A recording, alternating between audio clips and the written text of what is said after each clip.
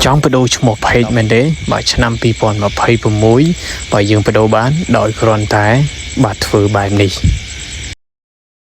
bà xuất đây bộ phận dương từ còn kia bà xóa cung mà can bị thâu thầm mấy bài trong môi nâng trên này bài chan chiêm bà thằng ấy bà này dây bà tẹt thâu từ nơi cá chén bài chmó bà page bài năm pi pon mà page bầm muối bài chỉ là máu mà dương cho mà can page bài dương sân máu và đôi khi bà page ní bà page sport bà nhóm bà dương cho mà can cái lại ní hết bà dương cho mà profile bà khang cào ní bà prey mất dươngต่อมาទៀតបើយើងអូសចូលមកខាងក្រោមបើយកពាក្យថាបើ setting អានេះបើ setting មកដល់កន្លែងនេះបើយើងយកពាក្យថា setting again បន្ទាប់មកទៀតបើយើងអូសចូលមកខាងក្រោមបើយើងនឹងឃើញពាក្យថាបើ page បើ detail គឺយើងអត់យល់ទេបើយើងយកពាក្យថា page status នេះមក page sign up ច្រឡំ status បើចុចចូលមកបន្ទាប់មកបើមាន name ក៏ដូចជាបើ username page accept អានេះតើតងនឹង admin ដើម្បីគ្រប់គ្រង page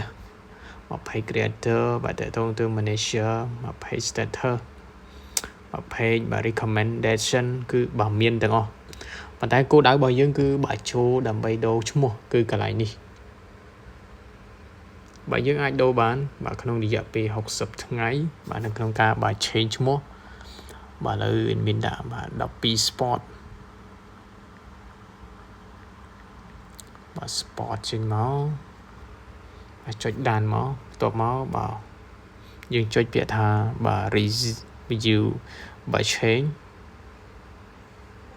មិនអត់កន្លែងនេះបាទវាបញ្ជាក់ប្រាប់យើងថាឈ្មោះចាស់របស់យើងគឺបាទបើ OS sport បាទ change មក12 sport 12 sport ស្អីខុសទៀតបើចាំបន្តិចដាក់អមមួយទៀត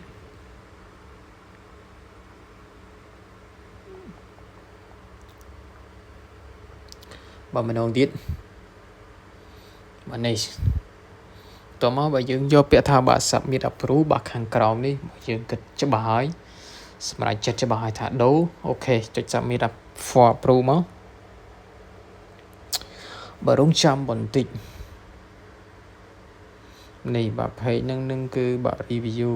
បាទ3ថ្ងៃអូខេបើយើងចេញមកខាងក្រៅសិនមកបាទយើងចុចចូលមក